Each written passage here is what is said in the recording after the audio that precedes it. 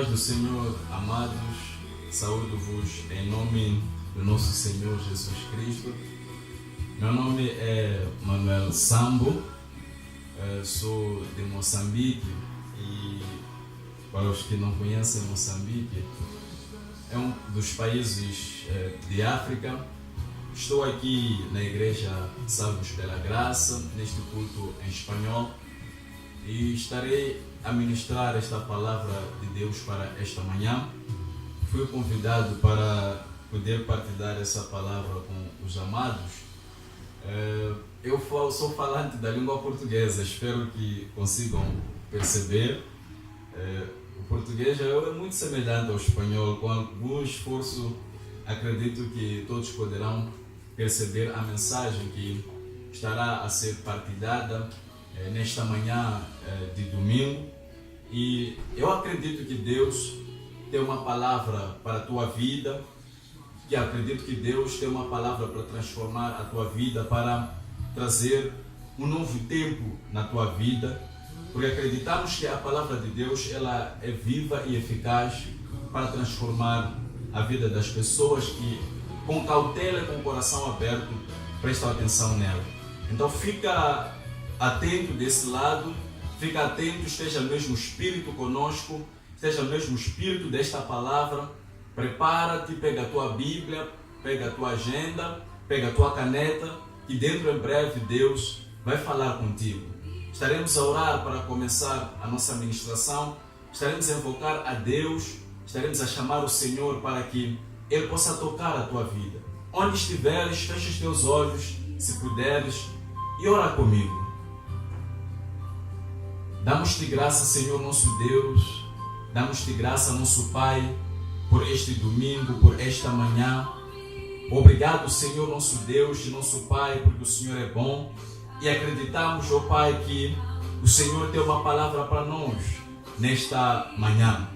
Fala conosco, nosso Deus, fala conosco, nosso Pai, fala aos nossos corações. Assim como Ezequiel profetizou na vala dos ossos secos e houve vida, fala, Deus, nos nossos corações, e aquilo que está morto viverá.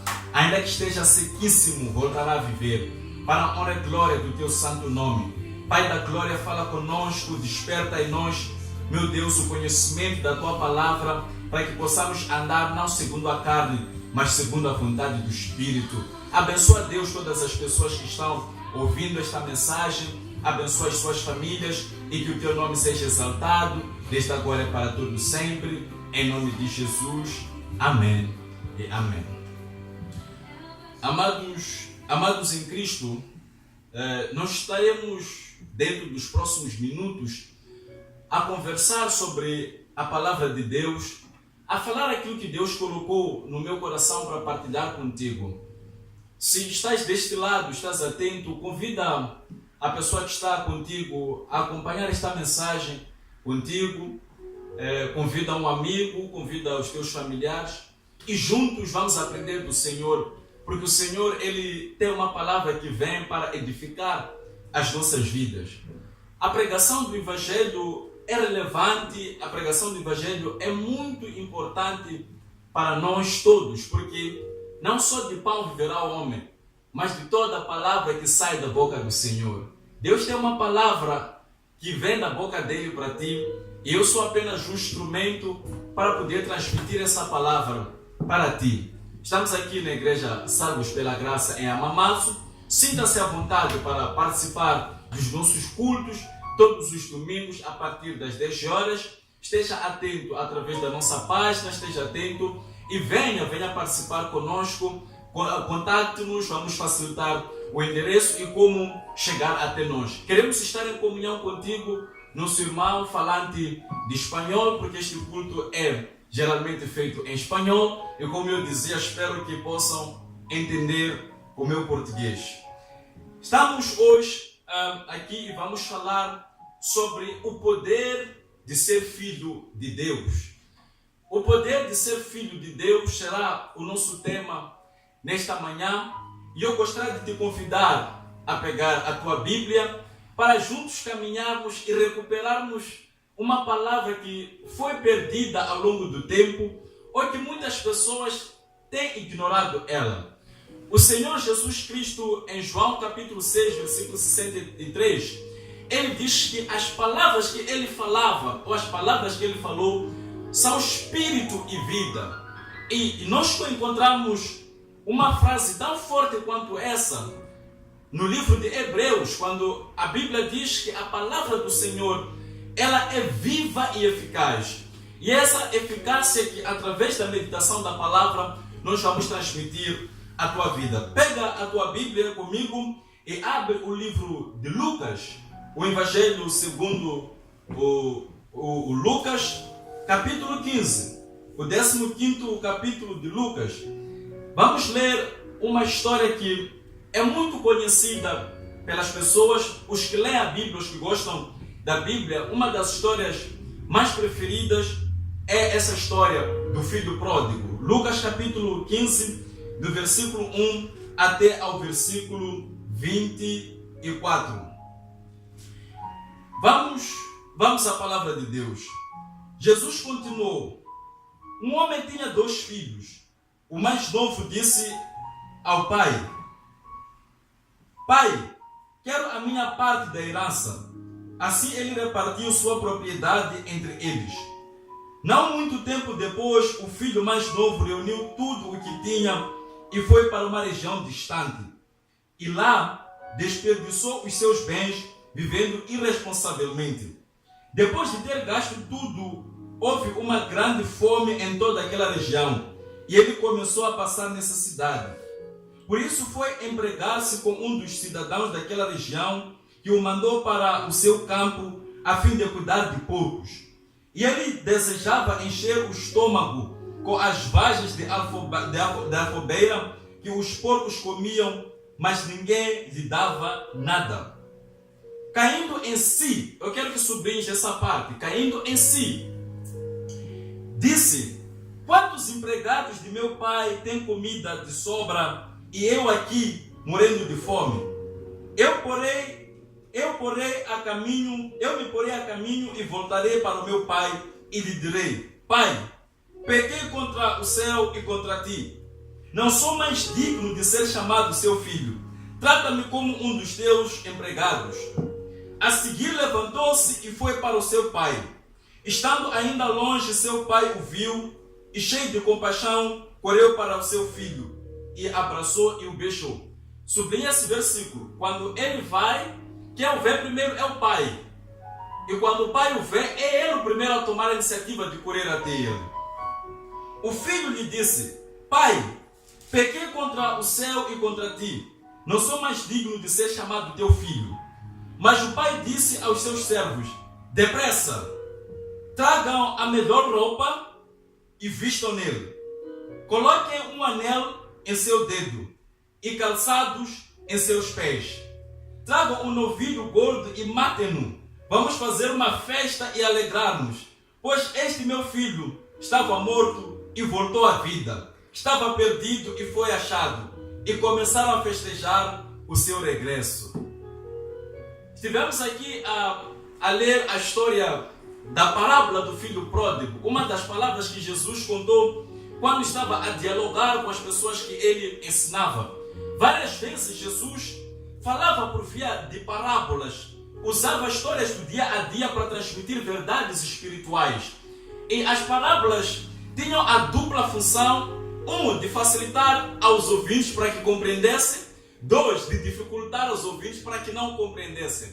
Porque ele falava assim para os que se julgavam visionários ou que julgavam que vissem, pudessem ver que não viam, ou que não compreendessem e não se salvassem. Foi isso que ele falou. Mas também usava parábolas porque ele exprimia ou falava de verdades espirituais que eram de difícil compreensão. Porque Jesus não falava de algo que tinha ouvido, mas falava de algo que tinha visto e tinha vivido.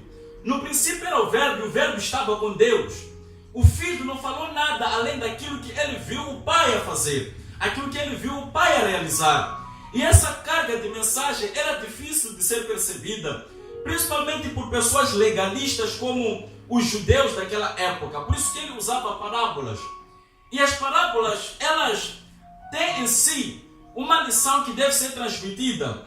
E nesta lição, o que muitas vezes nós conseguimos perceber ao ler é que aqueles que estão longe de Deus, quando se convertem, voltam à casa do Pai. Essa é a lição que muitos conseguem tirar da parábola do filho pródigo. Que aquele que se converte e volta para Cristo, ele torna-se filho de Deus, ele é aceite. Essa parábola mostra aquilo que foi acontecendo ao longo da história da Bíblia. A graça de Deus e o pecado do homem. É uma parábola que consegue trazer a força do Evangelho. Principalmente quando nós vemos a força com que Jesus Cristo ele explica essas palavras. Mas eu não quero que a tua atenção seja retida apenas no fato de nós voltarmos à presença de Deus. Durante a minha caminhada cristã, eu tenho constatado que muitos aceitam Jesus como Senhor e Salvador, aceitam Cristo, são batizados, mas ainda falta alguma coisa para completar essa jornada. É que não é da vontade de Deus que apenas os homens sejam salvos. Não é da vontade de Deus que apenas as pessoas aceitem Cristo e sejam batizados. Depois disso há mais. Há uma jornada, há uma caminhada. Muitas pessoas que frequentam algumas igrejas costumam dizer: eu já fui batizado. Os que são católicos até dizem: já fui bem batizado, já fui crismado. Mas depois disso, o que mais vem? A vida não para por aí. Algumas pessoas vão dizer: mas eu frequento igreja, todos os domingos estou lá, todos os sábados estou lá, eu sou um dizimista fiel, eu dou ofertório. Mas há mais, há muito mais, há mais do que isso. A tua vida não foi feita para terminar aí. Cristo não morreu em vão. Veja que quando Jesus Cristo ele morre na cruz, um dos soldados pega uma lança e fura o lado dele. A Bíblia diz que saiu sangue e saiu também água. O sangue saiu para a salvação, mas a água saiu para a vida. Ele é que nos dá a água da vida. Porque Cristo não quer só apenas buscar e salvar o que se havia perdido. Ele é Pai, Ele é um bom pastor. Ele quer que tenhamos uma caminhada de intimidade, de proximidade com Ele. Para isso precisamos de conhecer Ele ainda mais. Veja, amados, a Bíblia diz algo muito interessante em João capítulo 1, versículo 12. Diz que a todos aqueles que o receberam, deu-lhes o poder de serem chamados filhos de Deus. Algumas traduções dizem: deu-lhes o direito de serem chamados filhos de Deus. Mas veja, a palavra poder é muito forte. Quando a Bíblia diz que a todos aqueles que o receberam, deu-lhes o poder de serem chamados filhos de Deus, é que quando tu aceitas Jesus, há um poder na tua vida. A tua vida nunca mais pode ser a mesma. Não podes viver a tua vida humanamente. Não podes fazer as coisas superficialmente. A tua jornada não pode ser acordar, ir à fábrica, trabalhar durante 7, 8, 10 horas ou mais, voltar para casa, jantar com a família, dormir, acordar, ir à fábrica, fazer isso, esperar o final de semana ou dia de folga para ir ao Rio e acabou. A tua vida é mais que isso. A tua vida vai além disso. A tua vida não é trocar de carro próximo ano. A tua vida não é comprar uma casa própria. A tua vida não termina aí. Há muito mais que isso. Nós temos uma visão muito limitada daquilo que Deus quer para nós. É por isso que, quando olhamos para o Salmo capítulo 82, a Bíblia diz que eles todos são filhos de Deus, mas vivem como simples humanos, morrem como simples humanos, porque apesar de sermos filhos de Deus, muitos de nós não conseguimos nos comportar como filhos de Deus. A nossa percepção do que é ser filho de Deus é diferente do que havia naquela época. E deixa-me só dilucidar. Quando Jesus Cristo, ele diz: eu sou filho de Deus, os judeus ficam escandalizados. Eles dizem: ele tem demônios, porque ele está se a comparar a Deus. Porque quando Cristo dizia: eu sou filho de Deus, eles entendiam que ele se igualava a Deus. E é isso que o salmista diz. Ele diz que eles são deuses. Amados, eu não estou a dizer que na terra nós, os seres humanos, devemos ser glorificados, exaltados como deuses. Mas digo que devemos caminhar como filhos de Deus. Devemos andar no mesmo espírito que Ele. Devemos ser cooperadores de Deus. Devemos estar no mesmo espírito com Cristo. Porque quando Ele nos reconciliou com Deus, através do seu próprio sangue, Ele nos tornou cooperadores, co-herdeiros com Ele. Ele nos tornou parte do mesmo corpo. E aqui, na parábola, há 3 elementos que eu gostaria que refletisses neles, que é o que chamo do poder de ser filho de Deus. O poder que nós recebemos quando nos convertemos, quando aceitamos Cristo, e que deve guiar as nossas vidas. O versículo 22, ele diz assim: mas o pai disse aos seus servos: depressa, tragam a melhor roupa e vistam. Tragam a melhor roupa e vistam. Depois de o filho chegar a casa, o pai viu ele primeiro, correu até ele. Foi até ele, porque o pai o amava. Há uma graça que vai te receber. E veja o que Deus vai te dar. Quando tu veja Cristo, Ele vai te dar uma roupa nova.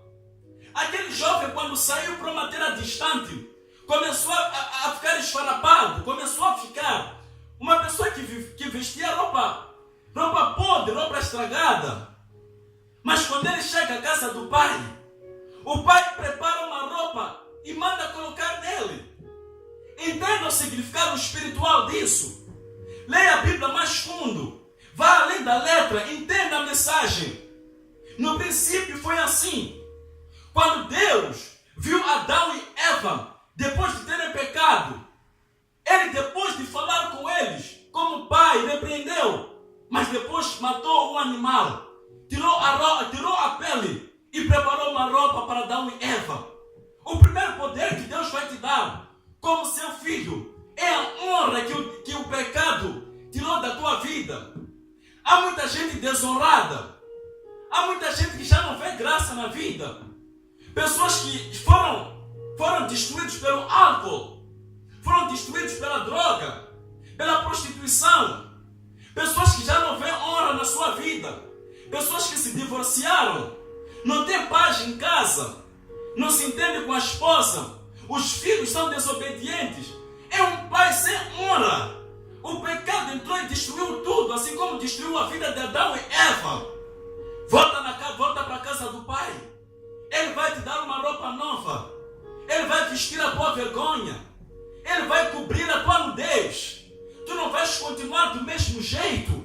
Tu não vais ser uma pessoa sem honra, que vai andar na rua envergonhado, que vai sair de casa com vergonha, que não terá coragem de falar com os seus filhos. Uma pessoa sem perspectiva do futuro. Venha a Cristo. Aceita Cristo. Volta à casa do Pai.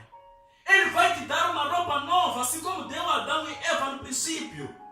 Ele cobriu a nudez deles, porque eles estavam nus e sentiam vergonha disso. Quantas coisas, amado, tem te envergonhado? Quantas coisas te dão vergonha? Tu tens vergonha do teu passado, porque a tua história não é bonita. Tu não tiveste um passado feliz. Tiveste um passado de envolvimento com assaltos, com drogas. Tiveste um passado cheio de problemas. Alguns, os pais lhe disseram que foram o resultado de uma gravidez não planeada. Por isso que não tem prazer na vida. Os pais lhe agrediram. Foi violentado quando criança. Foi estuprado quando criança. Já não tem honra. São mulheres que acham que já não podem se casar, porque foi uma prostituta, porque vivia a vida fácil. Venha a Cristo. Ele vai cobrir a tua nudez. Ele tem uma honra para a tua vida. Veja, amado, o que Jesus Cristo ele fez quando estava na cruz. Ele morreu sem roupas. Tiraram a roupa dele. Dividiram-se as roupas. Cristo foi despido para que nós fôssemos vestidos. Cristo ficou sem roupas para que nós pudéssemos ser cobertos. Era vergonhoso para um judeu ficar em frente aos outros sem roupas, sem nada. Mas graças a Deus, porque pela vergonha de Cristo, a nossa nudez foi coberta. A nossa nudez foi coberta. Nós estamos cobertos por Cristo. Ele nos traz as nossas roupas. Ele cobre a nossa nudez. Ele fecha a nossa vergonha. Veja quão poder há em ser filho de Deus. Veja quão maravilhoso é ser filho de Deus. E o segundo poder que nós temos, que a Bíblia diz que o filho recebeu, veja só ainda no versículo 22, coloque um anel no seu dedo. O anel é símbolo da autoridade. Depois de Deus te dar honra, Ele vai te dar autoridade. Veja, Atos capítulo 1, versículo 8. Recebereis poder ao descer sobre vós o Espírito Santo. Tu, quando te tornas filho de Deus, recebes o Espírito e Ele te dá uma aliança, Ele te dá um anel. Lembra-te, amado, do que está escrito no Gênesis, que quando o faraó estava diante de José, tirou o seu anel e colocou em José, transmitiu a sua autoridade para José. Quando o rei Assuero, ele ouviu o Amã, deu-lhe o anel para que fizesse coisas em nome dele. E quando o coração dele mudou, através do discurso da Esther, deu o anel a Mordecai, que era símbolo da autoridade, porque o anel era o carimbo naquela altura, era usado para fazer o selo. Amado, Deus te deu poder e autoridade. Não podes viver como uma pessoa sem autoridade nenhuma. Jesus disse: foi-me dado todo o poder no céu e na terra. Foi-me dada toda a autoridade no céu e na terra. A autoridade está com Cristo. Ele quer dar autoridade à tua vida, autoridade para poder restaurar a tua família, autoridade para vencer essa doença, autoridade para sair dessa situação. O poder está em Cristo. O poder está em ser filho de Deus. Venha, seja filho de Deus, e terás autoridade, uma aliança, um anel no teu dedo, símbolo da autoridade de Deus na tua vida. Ele vai te dar a sua autoridade. Ele vai te impactar com um novo poder. Ele vai te dar uma nova força. Tu não vais caminhar só. Ele vai te dar poder sobre todas as forças do inimigo. Satanás não vai invadir a tua casa. Ele não vai destruir a tua vida, porque tu terás autoridade e dirás a ele: foi para isso que o Filho do Homem se manifestou, para desfazer as obras do inimigo. Amado, veja, o Pai manda colocar um anel nele. Tu nunca vais te converter para ser um cidadão pacato, um cidadão normal, para ser uma pessoa comum. Algumas pessoas por vezes dizem: eu só vou à igreja, sou um cristão normal, estou sempre lá, não tenho problema com ninguém, nunca faltei ao culto. Há mais que isso. Deus não me chamou para frequentadores de igreja, é para sermos filhos. E como filhos temos autoridade e devemos fazer o uso dela. Ele nos deu autoridade e Ele, como Pai, quer ver a sua autoridade refletida em nós. Eu gosto de Paulo quando diz: eu fui chamado para que Cristo fosse manifesto em mim, para que através de mim Cristo se manifestasse ao mundo. Quando caminharmos, o mundo deve ver Cristo em nós, porque tudo que nós fazemos em nome dele. Muitos acham que orar em nome de Jesus é só colocar em nome de Jesus no fim das frases, como se fosse uma palavra mágica. Houve pessoas que tentaram, disse em nome de Cristo, que Paulo prega, e eles levaram porrada, foram espancados por demônios. Os demônios disseram: nós conhecemos Cristo e sabemos quem é Paulo, e vocês quem são? Amados, nós não fomos chamados para recitar em nome de Jesus só. Quando dizemos isso, dizer em nome de Jesus é diferente de dizer pelo nome de Jesus. É colocar-se na posição de Cristo, porque nós somos a igreja hoje, o corpo de Cristo. Nós somos Cristo na terra. Pessoas veem Cristo em nós, porque Ele disse que fará morada em nós. Recebe essa autoridade hoje. Recebe autoridade na tua vida. A autoridade está em Cristo. E o último poder que eu vou mencionar nesta manhã, amado, veja só, a Bíblia diz no versículo 22: e calcem os teus pés com sandálias. O Pai mandou buscar sandálias para colocar no filho. Quantos de nós andamos descalços? Mas o que é isso, andar descalço? Aqui no Japão, sempre que entramos numa casa, tiramos os sapatos Será que é disso que eu estou a falar? Não. Não estou a falar de tirar as sandálias dos teus pés físicos. Não estou a falar de colocar sapatos nos teus pés físicos. Há muita gente que anda descalça. Deus desafiou Moisés a ficar descalço. Porque Moisés estava no lugar santo. Moisés vinha com um propósito. Quando chega à presença de Deus, Deus disse: tira as tuas sandálias, tira os teus sapatos, porque o lugar onde estás é santo. Aqui eu é que vou te dar o propósito. Amado, se vieres a Deus, Ele vai te dar novos sapatos. Ele vai dar um rumo à tua vida. Sapatos é o que colocamos nos pés para caminhar. Há muita gente que não sabe para onde caminhar.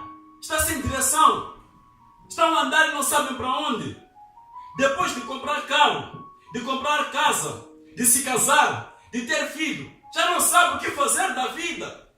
Porque achava que a vida era isso. Era ter um bom emprego. Era ter uma família. Era ter um bom carro. E depois disso, a vida perde sentido. Precisamos de direção.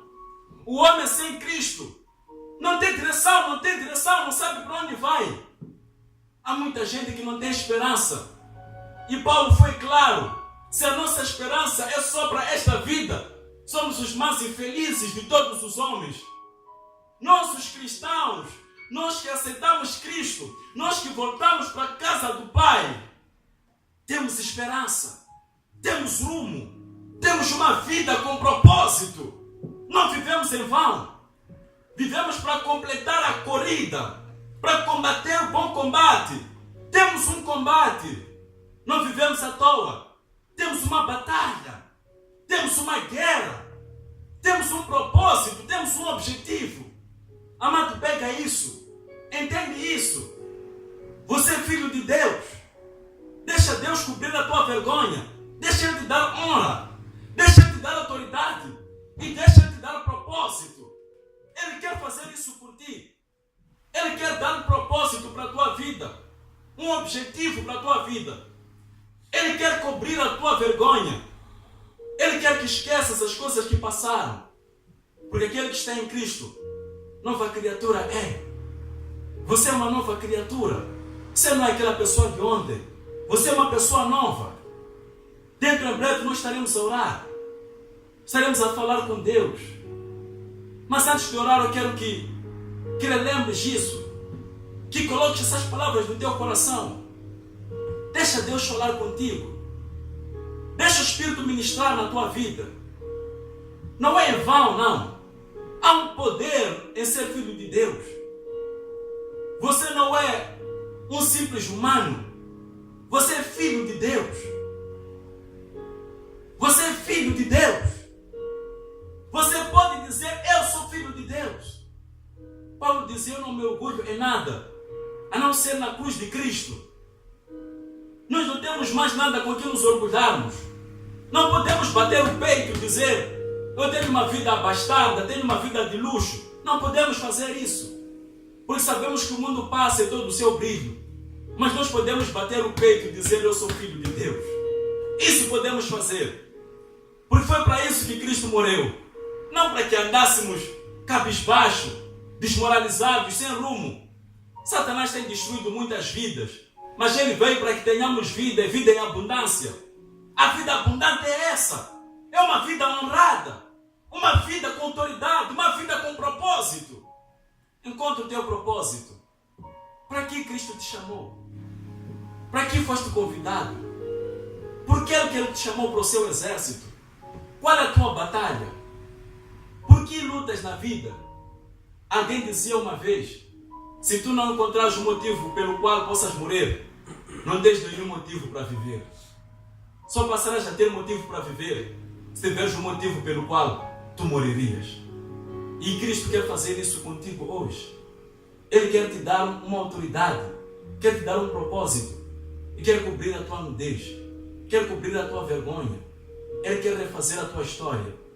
É para isso que Cristo veio. Ele deu a vida para isso, para tornarmos filhos dele. Veja, é Mateus 28:10. Quando ele ressuscita, ele diz: ide, digam aos meus irmãos. Irmãos, ele chamou os discípulos de irmãos. Porque depois da morte dele, Ele entendia que os outros eram também filhos do Pai e que ele era primogênito entre muitos irmãos. E assim como ele é, nós seremos. Porque ele é primogênito entre muitos irmãos. Ele tem irmãos. Nós somos irmãos de Cristo. Ele nos fez filhos de Deus. Amadurecer dessa autoridade. Fecha os teus olhos, se puderes, e juntos vamos orar. Juntos vamos falar com Deus. Te damos graça, Pai. Te damos graça, Senhor nosso Deus. Obrigado, Pai, pela vida desse irmão que esteve atento a esta mensagem. Obrigado, Senhor, pela vida dessa irmã. Obrigado pelos teus filhos que ouviram esta palavra. Senhor Deus dos céus, nesta manhã eu oro. Hoje, Deus, eu te peço que a autoridade, a honra e o propósito sejam restaurados no seu caminhar. O Espírito Santo que ministre nas suas vidas. Meu Deus, olha para aquele irmão, para aquela irmã que tem vergonha de viver. Já pensou uma vez em acabar com a vida dele e se suicidar?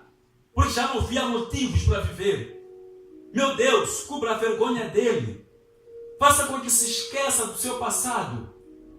Meu Deus, o Senhor disse que ainda que os nossos pecados sejam mais vermelhos que o escarlate, o Senhor irá lhes tornar brancos como a neve.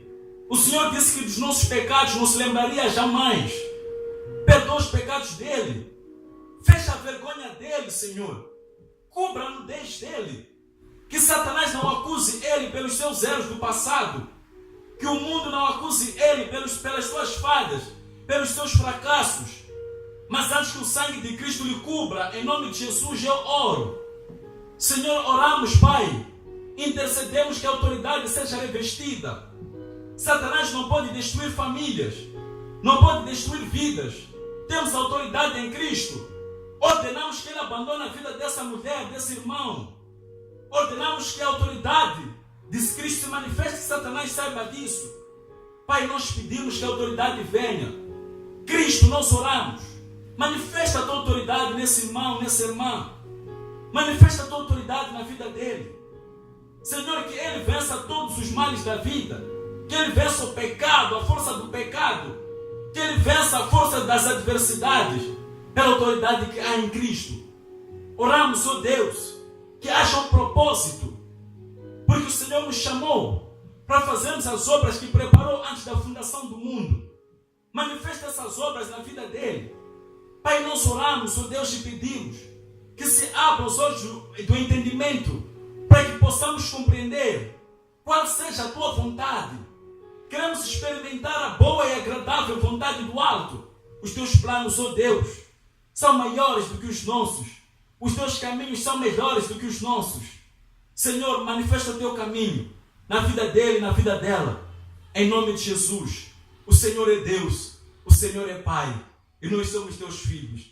Desde agora e para todo sempre oramos. Em nome de Cristo Jesus, nosso Senhor e Salvador. Diga comigo, amém. E Deus abençoe a tua vida. Deus seja bom contigo. No fundo nós ouvimos uma música de Moçambique, de onde eu venho. Ela diz, Deus não é incapaz de vencer por ti. Angatsanzeki Yehova kukuhlulela. Ele não é incapaz de vencer por ti. Isso é o que nós falamos em Xangana, uma das línguas de Moçambique. Então, é isso. Deus é capaz de vencer por ti. Ele não é incapaz.